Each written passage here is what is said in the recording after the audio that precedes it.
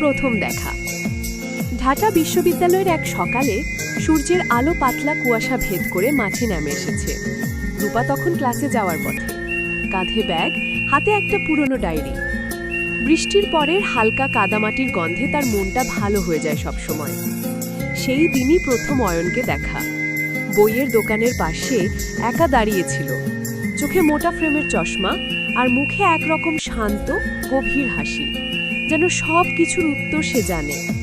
রূপা পাশ দিয়ে যেতে যেতেই শুনল ছেলেটা দোকানদারকে বলছে, আমি খুঁজে খুঁজে পাচ্ছি না, ছায়া হারায় বইটা আছে, আমি খুঁজে খুঁজে পাচ্ছি না। রূপা মুচকি হেসে বলল, আমার কাছে আছে বইটা।